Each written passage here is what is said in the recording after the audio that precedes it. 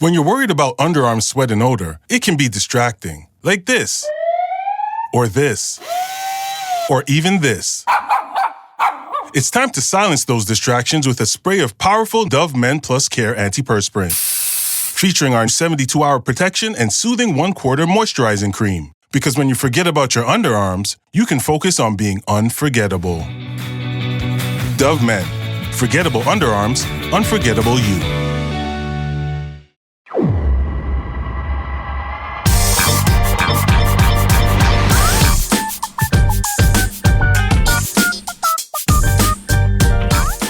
Welcome into the latest episode of the Show Before the Show podcast, the official podcast of minor league baseball, which may be doing its most geographically distanced episode ever, as I come to you from Eastern mainland China all the way to New York City. The internet really is pretty remarkable. As we welcome into this week's episode of the Show Before the Show. My name is Tyler Mon. Benjamin Hill and Sam Dykstra are in New York City, and I am looking at them live on a screen right now. That's mind-blowing, you know? I'm just thinking about all the times we've done this show, Tyler, and it's been Wi-Fi issues, and we've been in the United States. Yeah, exactly. And this has been seamless. You are reacting things so we are weird. Talking in the same room. So weird. The other day I'm watching a sporting event on my iPad, and I'm in a group text with my buddies from college, and I was maybe one play delayed watching a football game. I was I'm across the ocean. If you could explain this to somebody from even 50 years ago, their head would explode. And now it's just we take for granted, the Wi-Fi's down. It's not working. It's insane. It's insane to me. Ben, it's insane. It is insane, but in a good way for the most part. And Yeah. Yes, perhaps the most geographically distant episode of all time. But I'd say the most emotionally connected. It does feel like we're the closest we've ever been. As soon as the call, lit up, I felt the warmth. I felt like I was in the room with you dudes. We're just three peas in a pod, Yes. It makes me very happy. It's good to see your smiling faces from so far away as we welcome you into this week's episode. This is way too sentimental. We can't keep doing this. We got a lot to get to on this week's episode of the official podcast of minor league baseball. Thanks for hanging out with us wherever you are. We are thrilled that you decided to join us on this week's episode. You can get in touch with us, of course, podcast@milb.com as the offseason approaches. But it is not here yet, and baseball continues across the globe. I'm currently doing the U23 Baseball World Cup here in China. Minor league playoffs underway. We're going to talk a little bit about the minor league playoffs, but we are going to dive in on this week's episode of the Show Before the Show with a new. It's not even Logo-tober yet, much less Logo-vember. It's Logo-tember. I can't extend this going on too long, but we have a new identity in minor league baseball for the 2025 season, as the former AA Mississippi Braves will be moving to Columbus, Georgia in 2025, and they will be known as, drumroll please, the Columbus Clingstones, which is a reference to a type of peach in which the fruit does not come away from the pit quite as easily. I did not know that this is a terminology, but two different types of peaches: clingstones and freestones. And I guess clingstones are the ones that are really difficult to get the fruit off of. I like a nice freestone, but the clingstone a lot grittier, a lot better. There's a toughness to a clingstone. It's good for a baseball identity. I like it. Ben, give us the lowdown on this Studio Simon created identity for the new Columbus, Georgia AA franchise. Yeah, there's a lot to unpack, as always.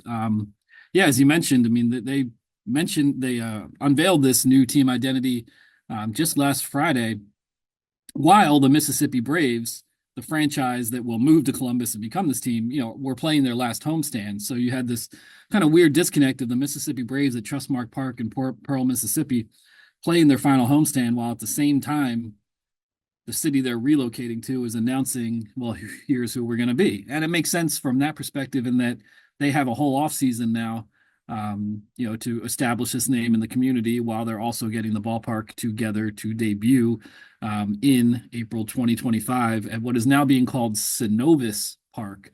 But it's essentially a massively renovated version of Golden Park, a ballpark in Columbus that is almost 100 years old. So, I asked the general manager, Pete Lavin, like, are we calling this a new ballpark or a renovated old ballpark? And he said, well, I would call it a new ballpark, but it is on the site of Golden Park, which was built in 1926. There is going to be the same seating bowl, not seats, but the bowl itself, and a few architectural elements. But I think we will classify this as a new park. And yes, there's a whole offseason to get that ballpark ready and to market the Clingstones. I'm such a hack. I'm looking at the story I wrote. I couldn't help but going with this lead. It has nothing to do with like what a Clingstone actually is, but Clingstones meet the Clingstones, Columbus, Georgia's new minor league team, like to the tune of Flintstones. You just hear Clingstones, and I went with that. Now I'm being like, oh my goodness, dude. You try to take yourself seriously as a writer. The only other thing you could have done was like, the new identity is here for the minor league franchise in Columbus, and it's downright peachy. Right. That's what I was struggling with. I wanted to have something quick and clever, and I thought a peach would make more sense because it actually speaks to what it actually is. But I didn't want to just say peachy. And we're not the kind of website would say that this is the pits, and I couldn't think of anything else to go with, really. Certainly wasn't going to go with fruit-tastic or something just absolutely. Of course not. No, you never would. No, absolutely that would not. be cringe, as the kids say. But a Clingstone, so Columbus, Georgia. Georgia is the peach state. And as Tyler mentioned, there are two primary types of peaches. Clingstones, in talking with the team, I guess they were first sold commercially from the Columbus, Georgia region in terms of being exported and made more of a national product. But, honestly, I don't think Columbus, Georgia right now has a huge connection with this Clingstone variety of peach, other than that there is an agricultural history in the area. And of course, Georgia is the peach state. It's just one of those things. I don't know the whole history of Georgia and peaches, but when you say what state do you associate with peaches, Georgia is what's going to come up to mind first. Although Tyler might disagree. I was out there in Grand Junction, Colorado, and the peaches were a big thing there. So Grand Valley is it's a big peach producing region. But it's when you think of Georgia, well, what is it, 98% of the streets in Atlanta are named something peach tree related? Maybe it's not quite that high, but it feels that way.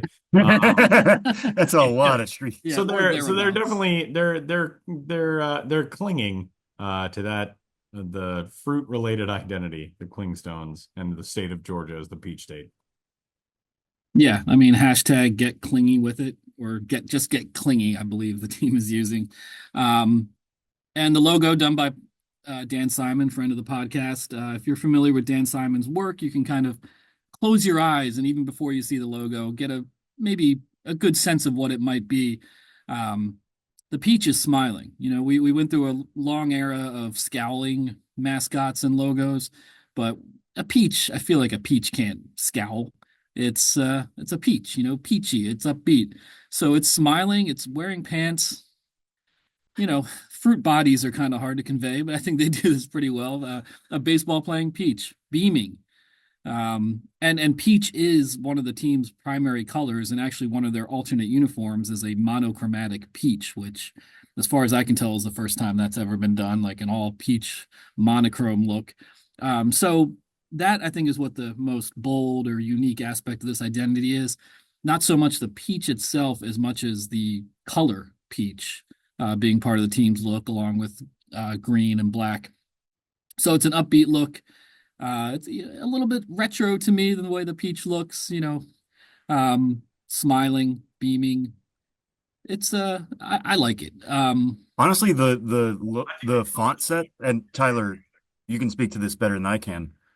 It feels like it's from the WPA 40s, 50s era a little bit. Yeah, that's a good way to put it. Exactly how I would have described it. It's like a 1930s, 1940s, like an old diner. If you were to walk into a diner in Columbus, Georgia in that era, it seems like that would be sort of the look that you would get. And I think this color scheme is fantastic. I love it. The peach seems to pair with the green really well. It just, this is a very visually pleasing identity right out of the gate, which a lot of times there are different elements of things. You think, oh, I don't know if those colors really play well together. I don't know if the logo jumps off the page.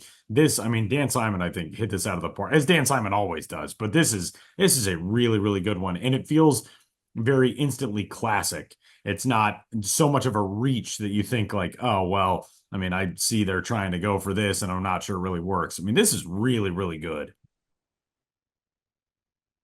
And yet, and inevitably, and justifiably, because people are entitled to their own opinions, go to the especially Facebook pages of the Columbus Clingstones and Columbus, Georgia, sports personalities. This has not gone over too well in the early going. And I actually got an email about that recently from someone who wasn't angry, but just kind of like, hey, just so you know, no one in Columbus likes this. And I responded like, yeah, I get that. And people are entitled to their opinion, and I completely understand that. And I'm not here to knock anyone's impressions of this good or bad. But what I said to this emailer and what I say to everybody is like, I've been doing this, and people in the industry have been observing this, and we've been talking about it for a long time. And almost always, when you have a unique team name, it's not well received. I'd say 90+% of the time. Yeah. And then I'd also say that 90+% of the time, fast forward a year and see how that opinion has changed. And I think a lot of it has to do with people not, just seeing this in a vacuum and being like, what? But then when you go to the game, you see the players on the field, you see how the logo, the merchandise, the branding, the overall aesthetic is incorporated into the ballpark experience. You get a sense of what the modern minor league baseball experience is, and then it all ties together and makes sense. The merch sells a lot. And at the end of the year, most of the people who are angry are not angry anymore. And that's not to say like, oh, that's not a criticism of people who are angry. But I think often it's a case of just sort of education about, and not even education, just experience of just getting that experience for yourself and then probably coming away with a much better impression than you had initially. Time will tell, of course. And of course, a lot of people always want to go back to previous identities. As I said, they're playing in maybe it's a new ballpark, but they're playing on the site of Golden Park. There's 100+ years of professional baseball history in Columbus. So a lot of people want to go back to previous eras, the Red Sticks, the Catfish, who knows what else. But of course, that's not going to happen for various reasons. You want a new identity. You want to sell merch in the here and now based on a fresh look.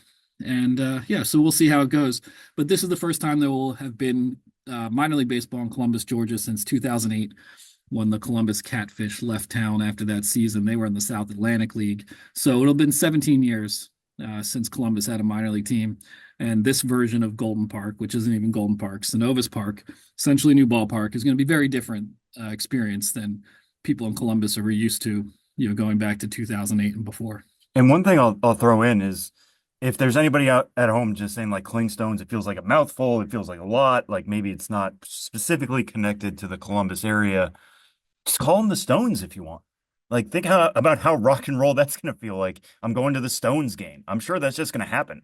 Like they want to latch on, pun intended, I guess, to the Kling identity part of it. And I'm sure through hashtags and sayings around the ballpark, they're going to do that. But like at home, when you're talking to your friends, just say like, hey, we're going to the Stones game on Tuesday. And I think that's going to catch on. Like that's going to feel a little bit rock and roll. That's going to feel pretty cool. And coming from Massachusetts, like I do, the Worcester Red Sox, they didn't change their name technically when they went from Pawtucket to Worcester, but everybody calls them the Woo Sox. My 7-year-old nephew, my 5-year-old niece, my 3-year-old niece probably doesn't know what the Woo Sox are yet, but when she does, she'll call them the Woo Sox because it's just fun to say. She's been to a game. You'll find your own way of making this your own. Like this is kind of the starter set. It's everything else that follows that makes this your minor league team. That is the truth. And congratulations to Columbus with a new team coming. And yeah, it always takes time for these things to settle in and to find their own identity and create their own niche in the community. I do think there are some names that Columbus could use for some alternate identities from its past. One of them is the Columbus River Snipes. That's evidently a bird, which seems pretty cool. But the one that I think they should go to is just from the 1896 Southern Association and the 1897 Southeastern League, the Columbus Babies, which just seems like, oh, yeah. I mean, RIP to the New Orleans baby cakes, but we don't have any baby related. I guess Scranton Wilkes-Barre has the Bambino logo that they break out every once in a while. But if they wanted to go for like an alternate baby night, I think that'd be kind of fun as well. But welcome to the minor league family, to the Columbus Clingstones, and I think it's great. I think Dan Simon crushed it. I also now every time I go looking for peaches, I'm going to be like trying to track somebody down at my local grocery store and being like, is this a Clingstone or a Freestone, to see what my peach eating experience will be like. A Clingstone, see, it seems as though, just as a quick divergence here, it seems as though it's just a lot of work, right? Like if you could grow both, wouldn't you just want to grow the Freestone because it's so much easier to eat? Yeah, I mean, I think like, experts, you should know these answers. well, I'd say the way that you're more likely to find chicken fingers or chicken tenders on a menu than wings. Right. Yeah. I think wings are better, but it takes more time. It does. It's harder to eat, and I think it's the same sort of thing. So I'm no peach expert, but I think Clingstones are maybe regarded as better in terms of the actual taste, but less commercially viable because you can't just grab and go, take a bite, eat it down to the pit, toss the pit casually behind you as you're whistling on the sidewalk. You got to work a little harder on a Clingstone. Yeah, much like this podcast that is almost at 500 episodes. All good things take work. Yeah, exactly. We are the Clingstone of minor league baseball. We're still trying to get it to be good. We're still trying to remove it from the pit. Yeah, the pit keeps sticking to the podcast. Oh, goodness gracious. Well, there is minor league postseason play underway. And of course, Sam had a good point as we started talking. He said, we kind of can give an overview because by the time we release this episode, anything that we talk about will be outdated because of games tonight. Sam, give us the rundown of what's going on in the minor league postseason right now. Yeah, so right now the high A and single A levels are in their postseason play. They're mostly best of 3 series between the Midwest League, South Atlantic League, Northwest League, Carolina League, California League, and Florida State League. They're all actually best of 3 series at this point, and they will be best of 3 series moving forward. So all these games all these series that we have so far, as of recording this on Thursday, are through 1 game. The Northwest League Championship Series is a best of 5. That's just there's no semifinals, there's no divisional round, whatever you want to call it. There's only 6 teams. There's only 6 teams, yeah. So Spokane and Vancouver are currently in their series. I would bet, unless something really crazy happens, that they will be the first minor league circuit to crown a champion this year. Right now, Spokane, which is a Rockies affiliate, Tyler, leads the best of 5 series, 1-0, led by top Rockies pick from the 2024 draft, Charlie Condon. So I like their chances the rest of the way there. But I'll just run through who's in the playoffs, just so everybody at home has an idea. Check in at milb.com/events/playoffs, and everything is going to be there for you. If you want tickets to a game, they'll be there. If you want to see, which one of your teams, your favorite major league teams affiliates are in the playoffs, that'll be there. The second a team clinches, either AA or AAA, they will appear on this page. So it's good to have handy for the next couple weeks. But starting in the Midwest League, the East Division is between Lake County and Dayton. Lake County leads the best of 3 series, 1-0. Speaking of top 2024 picks, Travis Bazzana of the Cleveland Guardians is on the Lake County Captains roster, so he's one to watch there. Maybe Cam Collier on the Dayton side, a Reds affiliate. In the West Division, Wisconsin, Timber Rattlers, and Quad Cities River Bandits, Brewers and Royals affiliates there. Wisconsin leads the best of 3 series right now, 1-0, but Quad Cities has Jack Caglione and Blake Mitchell, the 2 Kansas City top 100 prospects. South Atlantic League North Division, Greensboro Grasshoppers, which is a Pirates affiliate. I, unfortunately, acted like it's still 2018 the other day, called them a Marlins affiliate on Twitter. Inexcusable. I apologize for the error. My brain was just coasting. I am so sorry to all involved on that one. They are going up against the Hudson Valley Renegades, which is a Yankees affiliate and not a Rays affiliate. Like it's 2018. Hudson Valley leads the best of 3 series there, 1-0 as we sit here on Thursday. In the South Division, it's the Rome Emperors, the Braves affiliate. We're going to talk a lot about the Braves today. And the Bowling Green Hot Rods of the Rays. Bowling Green currently leads that best of 3 series. Or no, they lead the best of 3 series. right now, 1-0.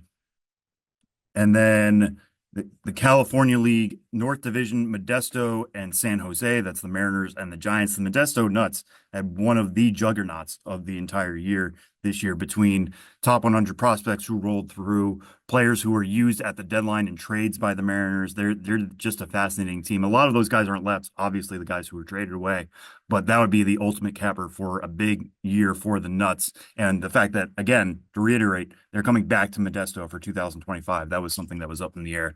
They currently lead that series 1-0. Yeah, and they won the championship last year, and they finished this year winning like 21 of 25 games, and then they basically started the year doing that again. I mean, just some special stuff is happening in that Seattle system, it seems like.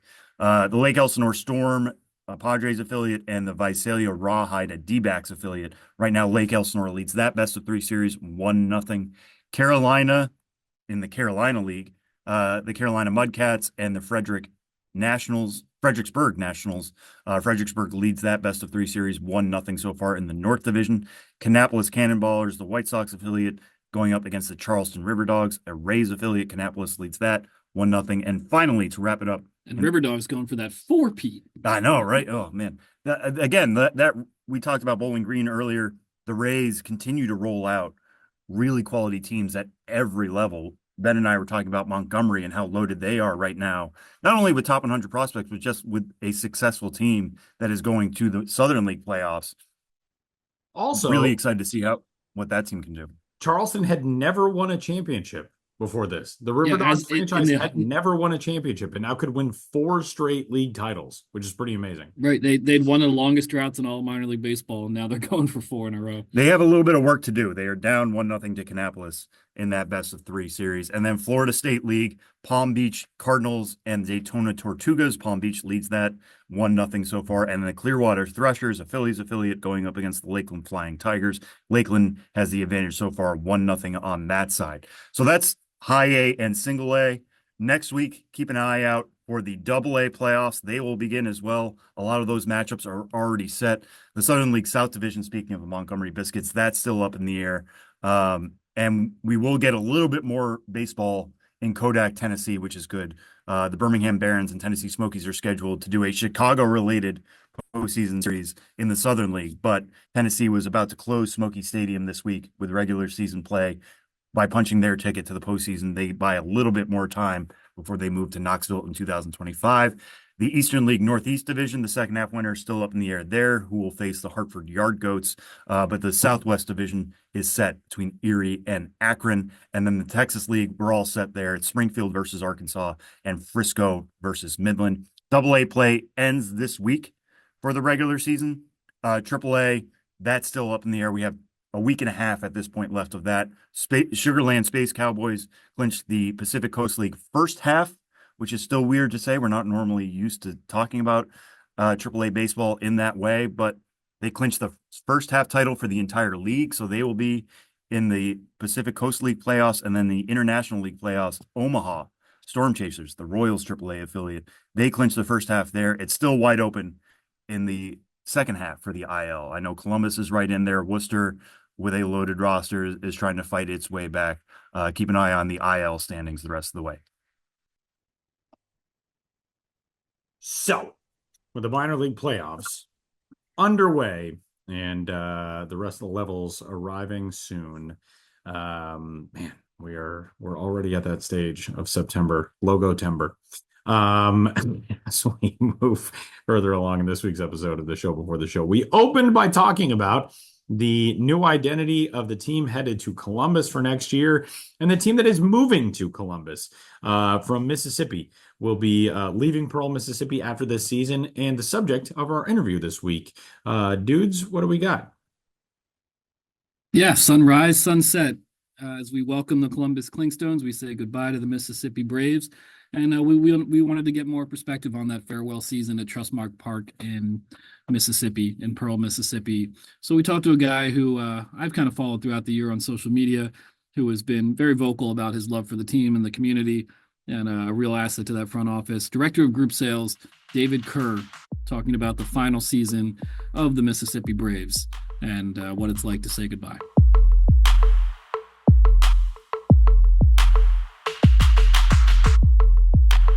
Hiring is a lonely business. Posting jobs, sifting through resumes, interviews with unqualified applicants, being ghosted.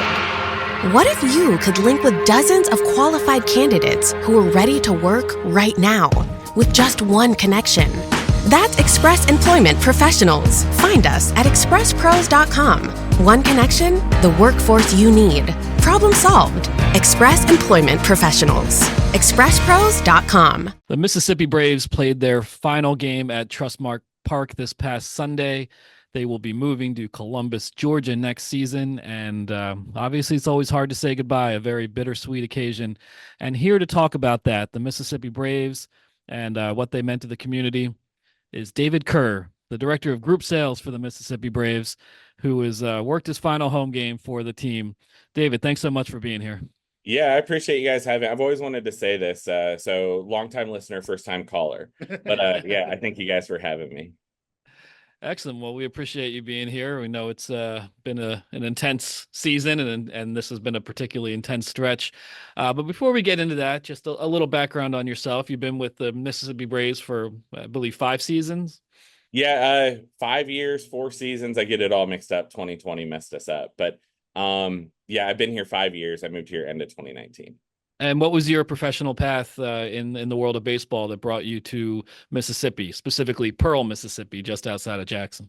Yeah, super long story, but kind of fun story. I left college and I went into telecom. I worked for AT&T. I had a bunch of AT&T stores, but I had spent a season as an usher with Arkansas Travelers way back in 2006. And their general manager at the time, Pete Lavin, who invited me to get into baseball in Gary, Indiana.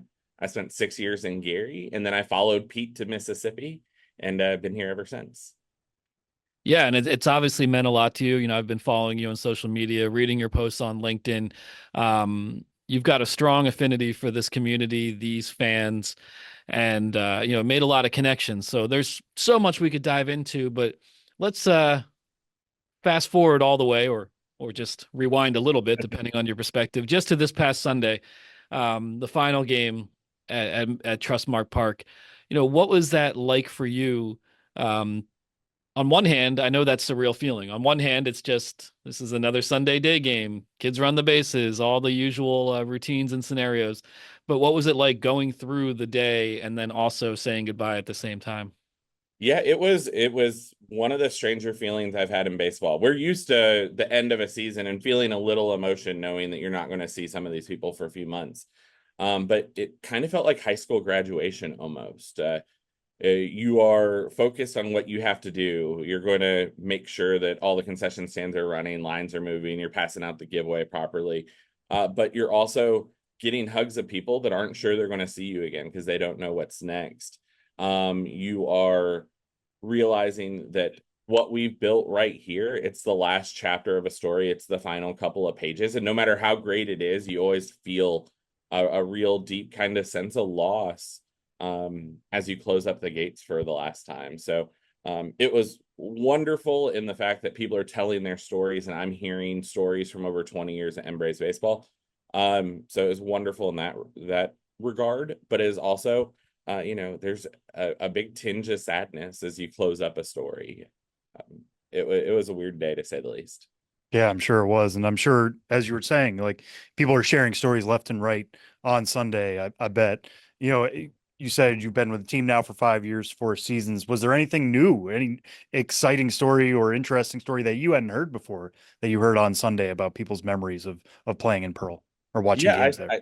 I think some of the coolest things that I experienced were just the stories from adults that they told me about bringing their kids the last few years, but then them talking, you know, people that are in their 20s that have been coming since they were 5 and 6 years old. And so they talk about, hey, I was on the field for the Field of Dreams with Dansby Swanson, and now they own a business that bought an outfield wall sign from me. Some of those deeper stories are coming out. I think that was kind of the most fun part of it.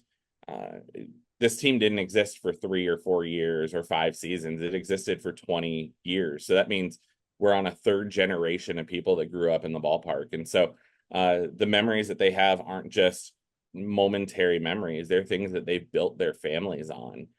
We met people that met at the ballpark or got married, or the cool story you guys did earlier this year.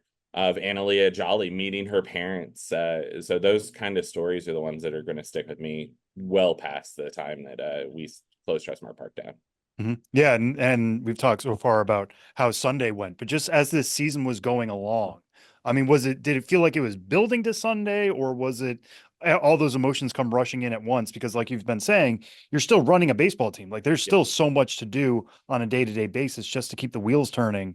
Was it a slow build towards the end of the season, or how'd that kind of come along all summer? Yeah, I think we approached our staff was really good at approaching the season with a ton of intention and making sure that people that had their stories, their moments, that they would get to relive them one last time. So it wouldn't just be faded. That's the way I talk about memories, is some of them fade into oblivion over time. And so you need ways to renew them and refresh them and rediscuss them. So while I believe the emotion for us in the front office has been building all year, we put a lot of intention and a lot of thought into making sure that we were continuing to move other people's story forward. And that kind of helped us deal with what we were feeling inside these offices.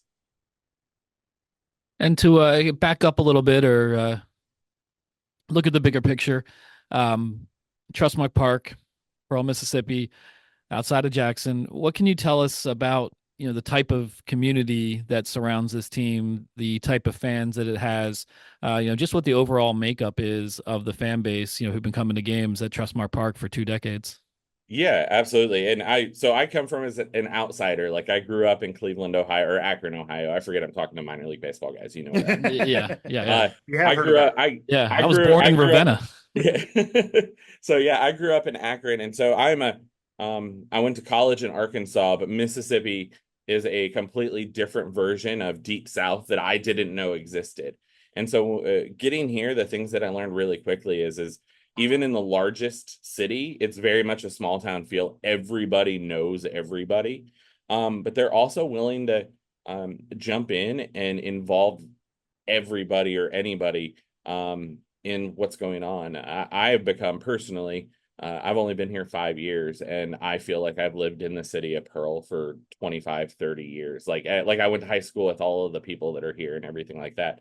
And so I would say Mississippi is very welcoming.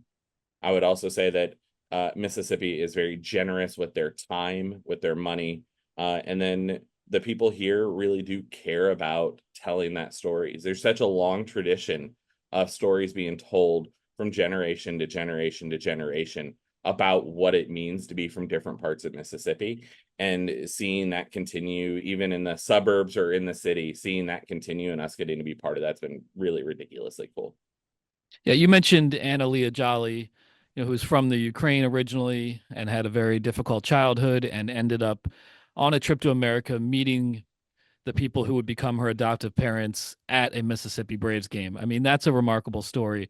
And you probably don't have any other stories like that specifically. But when you think back through the years, and I know this is tough because so many names and faces probably come to mind, but are there any other people who jump to mind in terms of people you met that you wouldn't have known otherwise, except for at the ballpark, who just had interesting stories or who you really had a unique connection with? Yeah, absolutely. There's just, you're right. There are probably 100 that I could name right now. But I think, the most interesting stories to me are, there's one of our season ticket holders. Her name's Rita. She's a military veteran. And her son had fought some issues. He had like an accident when he was younger. And so they have used this as a place to bond. And it is their story. It's the thing that they do together. And it's allowed them both to build a new community around them. They drive something like an hour and a half to every game to get up here. They don't live particularly close. And they're just probably 1,000 stories like that. Like I said, my favorite stories are the ones, and I don't want to name anyone's names here, but they're the ones where I am making a sales call to a corporation and somebody goes, "Oh yeah, we've come to every Bark in the Park game since I was 6. And now I'm talking to a decision maker that has memories of being out here when they were 6." So those are some of my favorite stories. And then my other real favorite story is the sheer number of people since I've been here. Michael Harris played here for us for only about 90 days maximum in 2021. And he made so many relationships with people in the stands that like Jackson had a massive flood a couple of years ago and the water system went completely down, and Michael Harris hadn't even signed a real contract with the Braves yet, and he already donated $30K back because he had built relationships. And then I get to come in every day and hear stories of people like, yeah, Michael stayed an hour and a half after the game. He took pictures with my kid. He shared his cell phone number so he could call him if we wanted. So those are my favorite stories. Man, I love that one about Michael Harris, just because he's such a Georgia guy, right? That's part of the story of him being with the Braves, is he's such a hometown guy playing for that. But you don't have to have just one hometown as you're coming through the minor leagues. So I love that part of it. And one thing that's come out this week too is that the Frontier League is going to be expanding to Pearl next year. So it's not like baseball is completely going away. The Frontier League is a MLB partner league. It's just a different brand of baseball. Instead of AA Southern League, it'll be independent. What has been the reaction from the community of that, of like, hey, there is something else coming in here. We can still have this community center. Yeah, I think people are really excited. Baseball is one of the core things Mississippi's built on, and I don't know if everybody else in the nation knows that, but they won 2 national championships at the Division I level between Ole Miss, Mississippi State in the last few years. There are a ton of just core players that come from Mississippi, and it is just a core part of what Mississippi is. So being in the capital city area, being in the major metro region of the state, knowing that baseball is going to stay has just received a massively positive response.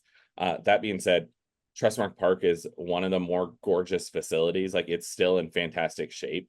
And so knowing that this city, Rankin County, the city of Pearl, are going to continue to have something at the center of it that means so much and tells such a great story is fantastic. Yeah, kind of along those lines then. I mean, people plan baseball road trips all over the place, and they're starting to include more and more indie ball teams as the indie levels expand. I mean, kind of give it a pitch. Like you said, Trustmark is such a jewel of a ballpark and still fantastic facility. What should people check out about it specifically if they're planning something for 2025? Yeah, absolutely. So I come from independent baseball. Before I joined the Braves, I was with the Gary South Shore Railcats in Indiana and the American Association. So the things they should be really excited about for making a trip either from around the state or around the country to visit Pearl is number one is the ballpark experience itself is unmatched.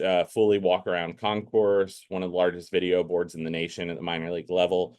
On top of that, it is worth the trip to Mississippi alone just for the food, whether it's for tamales, or you'll have to Google this, but once you've had comeback sauce, you're just set. Like, you have to come back to Mississippi. So, and then on top of it, the drive here it comes through some of the most gorgeous country in the world. I know we always joke that Montana is called Big Sky Country, but I have never experienced a sky like you get in Mississippi. So you grab a meal down in the Mississippi River and watch the sunset, and it is worth your trip to Mississippi for that alone.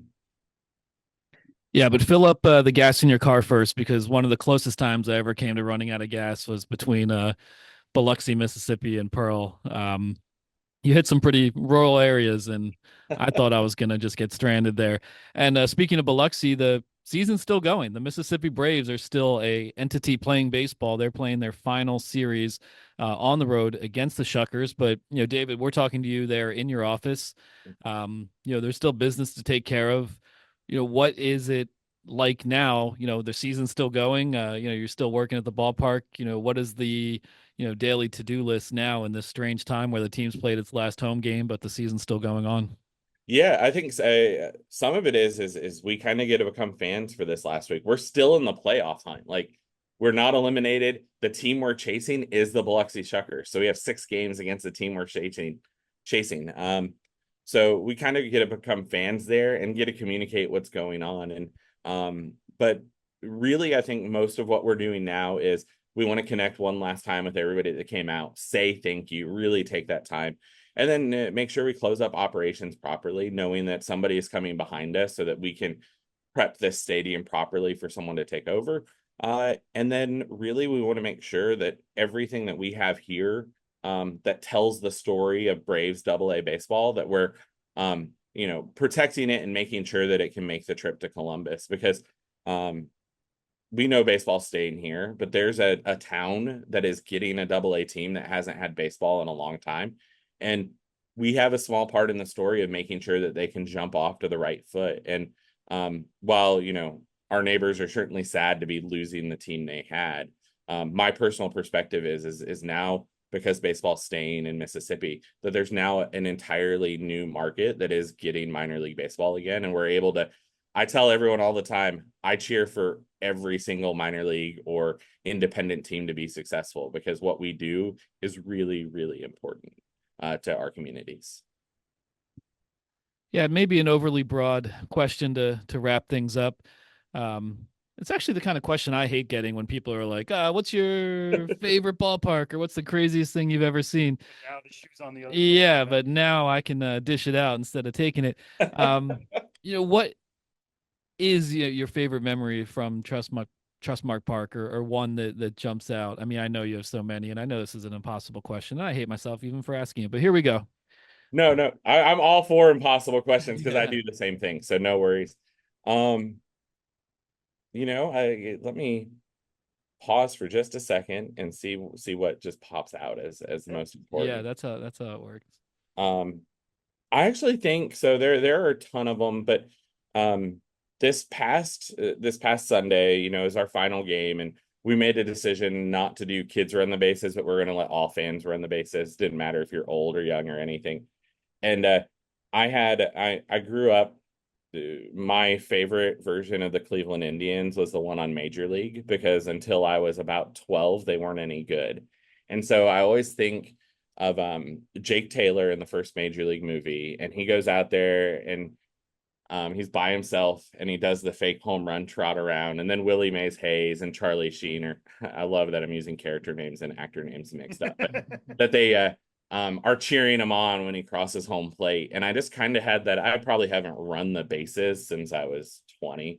And so we're out there, we finished kids run the bases, everyone's still on the field. And I looked at the news guy and said, I think we're going to go run the bases. And so I did a fake home run swing, and I did the slow trot of a 40-year-old around the bases.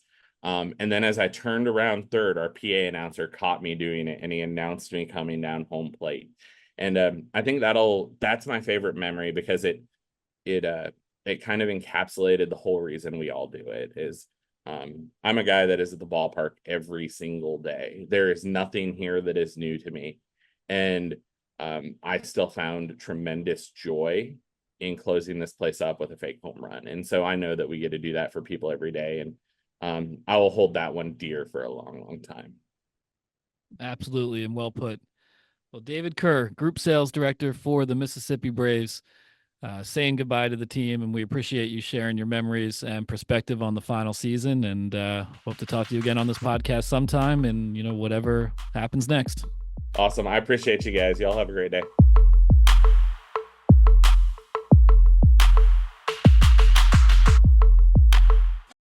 Hey, it's Tiki Barber. A little over a year ago, I decided to start electrifying my life by getting a fully electric car. It feels good to help the environment. It feels even better to save money. Our friends at Empower Solar provide solutions to help you save too, while also giving you energy independence. Whether it's solar panels and batteries for your home or EV charging for your car, Empower Solar gives you control over your energy. That's why they're offering an exclusive $1,000 discount to our listeners. Visit empower-solar.com/WFAN to claim yours. Interrupt this podcast to bring you another thrilling edition of Ghosts of the Miners. Now, here's your correspondent and host, Joshua Jackson.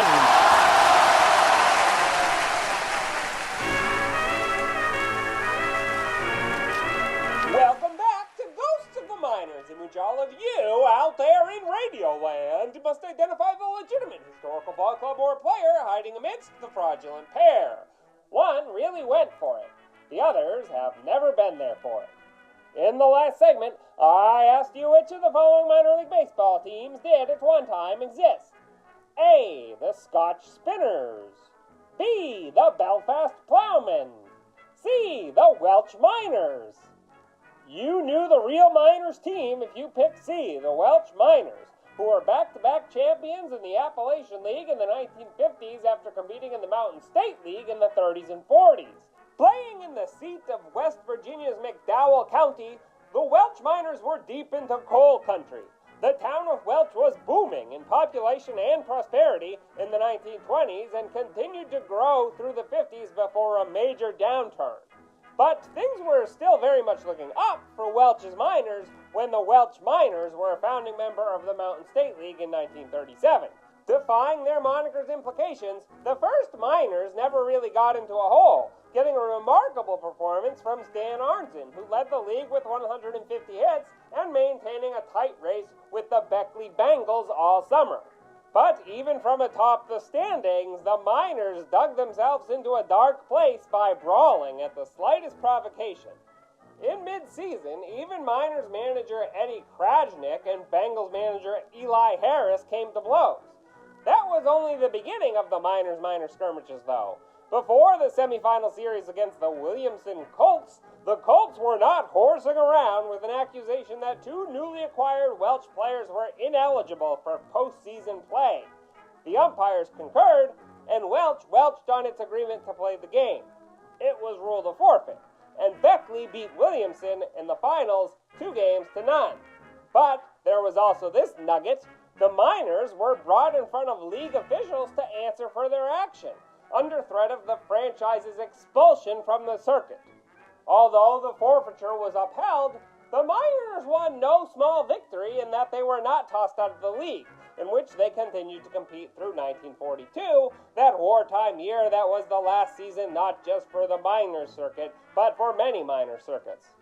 The Welch Miners resurfaced in the Appy League of 1946, though, and continued to suit up there into 1955, winning championships in 52 and 53. By 55, though, nearly $7,000 of debt from the previous season was the canary in the coal mine, and they couldn't canary on when they added another $4,500 in debt that year. In mid-July, in financial distress and 20 games way down beneath the Salem Rebels, the Miners moved to Marion, Virginia, and took on the name of the parent club A's. And that's how the Welch Miners collapsed. Now, on to the question for next time. Which of these players lit up the Miners of yesteryear? A. Baxter Sparks. B. Charlie Twinkles. C. Orson Blazes. Want to know the answer? Be bright. Or tune into the next Goes to the Miners. But for now, you'll have to excuse me. My producer Ben Hill wants to make eggs, and I've got to help him find a nest.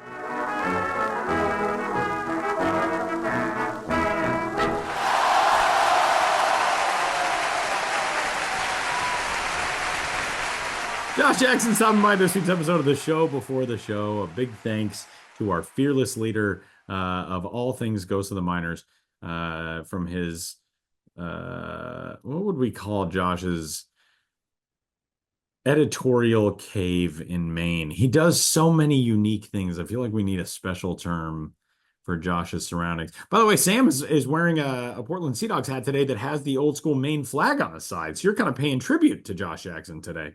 In fact, I do that in all things, in all ways, at all times. But we all should. Yeah, I do. I went to Portland earlier this summer for an MLB Pipeline Game of the Month situation. Got to spend the night with Josh at the ballpark, which is an absolute joy. And we walked into the merch store, and I just saw this hat, and it spoke to me across. It was literally like sparkling in the corner. I'm like, this is perfect for my type of hat. I love that it honors the history of Maine in a way that the Sea Dogs do incredibly well. And then I bought it, and Josh told me a whole story of having the flag outside his own home. Yeah. The flag that you are wearing. What that means to people there. Yeah. It's the flag that was, I believe, the state's flag in the early 1900s. And it, according to Wikipedia, so you know it's right, there has been a movement for Maine to readopt that flag since at least 1991, and they will actually vote on it this year. It's a very cool flag. It's got a tree in the middle and a blue star. It's a very cool flag. And Maine's flag, I'm sorry, Maine, but your flag right now is super lame. It's just like a blue flag with a state seal on it. It's lame. So go back to the cool flag. Cool flags are fun. I'm from a state that has a cool flag. Yeah, but I mean, a seal makes sense. I mean, the Sea Dogs, that's a seal. Well, no, not that type of seal then. Oh. That would They have been. should bring, if they want They to should bring put Slugger if they want on to the put flag. Slugger on the flag, who That would among be us way would say no? cooler. That would be way Yeah. cooler than the tree, I will say. All right, you guys, before we get out of here, it is 11 p.m. nearly here on Thursday evening in China. But I have a dude for this week's episode of Name That Dude, and I'm very excited for this week's episode. So let's jump right in to Name That Dude. And we will begin Edgardo by Alfonso. saying, what'd you say? Edgardo Alfonso. It is not Edgardo Alfonso, but man, that would have been great. Cross him off the list then. You gotta put him right down. This dude was the 19,483rd in Major League history to debut. So since it's not Edgardo Alfonso, now you can only guess from 19,482 players. So it's start whittling it down. Okay, this dude was a first round pick of the St. Louis Cardinals in the 2005 MLB first year player draft. He was born in Columbus, Georgia. Wow. All right, I'm gonna opt out of this. I'm pretty sure I know it. Okay. Well, keep going. Keep going. Okay. Keep going. I think I know too, but like I want to have you keep going. Really? Okay. Well, he Yeah. made his big league debut 4 years later with the St. Louis Cardinals on April 7th of 2009. He spent some time My coming 19th birthday. through. Oh, how fitting. I was born in the 90s. He made his professional debut with Johnson City in the Appy League. And then that was in 2005. 2006, he spent time with Class A Quad Cities, which was in its short-lived era as the Swing of the Quad Cities, not the Quad Cities River Bandits, the Swing of the Quad Cities. And then with Palm Beach in the Florida State League. 2007, he was a member of the Springfield Cardinals at AA. He also played for a Team USA entry in the Arizona Fall League, which I did not know was a thing. Actually, I might not know this. That's a jump the gun.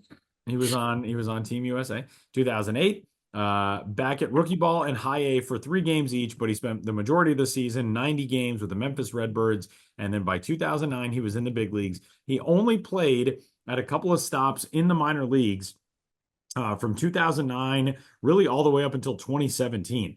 He played 6 games with Buffalo in 2014 in the Toronto system. He saw time with Toronto, Houston, and the Tampa Bay Rays and Baltimore Orioles late in his career. Do you dudes have a guess? Oh, no. No, I jumped the gun. I just written about Columbus and had a small overview of Columbus history, and I jumped the gun. It's not who I thought it was. Yeah. There is Because I know Tim Hudson was in yours. that's But what I- that's what I Tim was Hudson is much too late. For Tim this. Hudson is one guy. Frank Thomas is also from Columbus, Georgia. He was born in Columbus, Georgia, anyway. And I was not gonna go with somebody that obvious. But it is somebody who is kind of this era. He also, I don't know if I want to give this part away yet. I would say that the start to his career in St. Louis is probably the thing most people remember him from. But he played 4 years in Toronto. He was in Toronto 2011 to 2014. And he did have one tremendous season in Toronto. 2013, only played 118 games, but he hit 276, 338, 508 for an 840 OPS. Hit 22 home runs that season, which was actually 3 shy of a career high. But again, he only did it in 118 games. 2015 and 2016, couple of seasons with Houston, and then really tailed off. He only played 37 games with the Rays in 2017, 18 games with the Orioles in 2018. Obviously, he's a position player based on the amount of games. Well, yeah, yes. That part you got. I I can give you another hint if you would like. Please. He had a brother who was also a first-round pick in 2006 by the Atlanta Braves. And was on. I know this is going to be the thing that turns the tide for you, but he was on a minor league team that I worked for. He was a member of the 2010 Myrtle Beach Pelicans. The brother was. I know that was the brother, not the player that I'm discussing, but his brother. Yeah, because we've already gone through the players. Right. And then the brother made his major league debut with the Los Angeles Angels of Anaheim in 20 actually no, made his debut with the Braves and then was traded to the Angels, and he spent 4 famous seasons with brothers. the Angels. We should have this now, Sam. It's gonna bother me when it comes up. I feel kind of good, dude. I do feel like you dude should have this. I do. I should have this. Yeah. You should. I think first round brothers. I think the Uptons, but it's not the Uptons. It's not the Uptons. Also like I don't, I don't really have like any other hints. I feel like I've gone through most of his career. Can you give us a position? He was an outfielder, No, center fielder for the most part. I think later though in his career, I think he played the corners a little bit more. Yeah, in Houston, he played primarily outfield. He primarily was in the corners in Houston in 2015 and 2016. CJ's outfitter with a brother. Oh my goodness. I feel like when you hear it, you're gonna be like, "Oh yeah, I forgot about that dude." I'm sure. No, not Dexter Fowler. No, He's from Georgia though. he is from Georgia. Oh God. Why is this stumping me? You give up? Drafted out of high school. You giving up? You want the high Played school? in the Appy League and all that. So he was drafted out of high school. He was drafted out of Russell County High School in Seal, Alabama. Or maybe it's Sealy. I don't know. Seale. That's Remember Aaron Sealy? Aaron Sealy. Yes. This is not Aaron Sealy. It's not Aaron Sealy. It is not. Oh, I feel so good. I feel so good. I'm like 12 time zones away and I got you. I got you. I feel very good about this. What was his home run high? 25. He hit 25 home runs in the first season that he played with the Astros in 2015. On that spectacular Astros team that was like the kind of the first one that really started to turn things around. 86 and 76 that year after going like 70 and 92 the year before, 51 and 111 the year before that, 55 and 107 the year before that. Now I'm just trying to think like center fielders. Like for some reason, Michael Bourne came to mind, but he played No. Well, I think in the interest of our listening public, we should kind of have to give it up. Give us initials, and then I'll be angry at myself. Initials are CR. Oh, that's not helpful. I don't know why that's not helpful. No. You ready? You ready? Yeah. Colby Rasmus. Oh, okay. Yeah. Wow. Oh, okay. Colby Rasmus and his brother Corey Rasmus, super friendly dude. I loved working with Corey Rasmus. Corey Rasmus pitched 4 seasons with the Angels and then made 3 starts for Atlanta before the trade. And Colby Rasmus is the guy. Yeah. Yep. For Sam and I, that was a swing and a Rasmus. Yeah. I feel good. Just apologies to the entire Rasmus family, I guess. Yeah, that was pretty bad. I gotta say, that was pretty bad. But he's very much like a remember a guy kind of guy. Because there was a time when it was like, oh, Colby Rasmus is a pretty good little player. Especially early on when he was with the Cardinals, like, pretty decent start to his career, and then kind of fell off after that.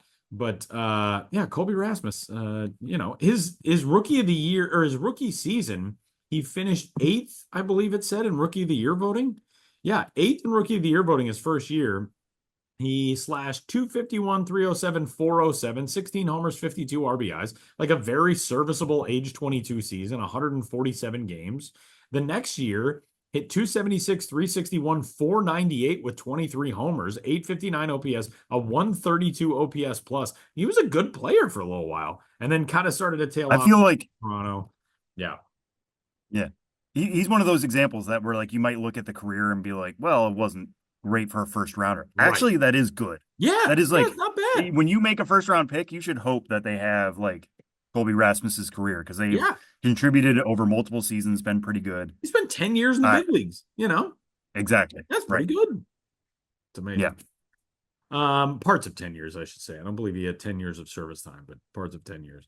Well, that'll do it, dudes, on this week's episode of the show before the show. Next week, I will be back in I guess my office. I don't know where I'll be. I don't know. Why am I trying to project where I'll be? But I'll be back in the same continent as you guys. So that's one step closer to, being able to coordinate our time zones a little easier.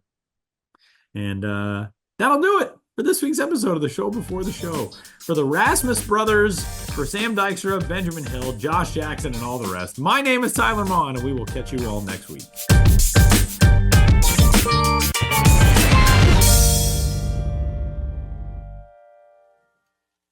Get more in a new Mazda from Ramsey Mazda. More selection and more savings. Lease a new 2024 Mazda CX-50 2.5S Select, just $199 a month. Or buy with 0% APR financing for 36 months at Ramsey Mazda. Route 17 North in Ramsey. Choose wisely. Choose Ramsey Mazda. Call 833-853-2970 for lease details. Excludes tax, title, and registration. 0 security deposit. VIN RN220827. MSRP $32,520. APR $27.78 per $1,000 financed. Let's financed. Let's financed. Let's financed. Let's financed.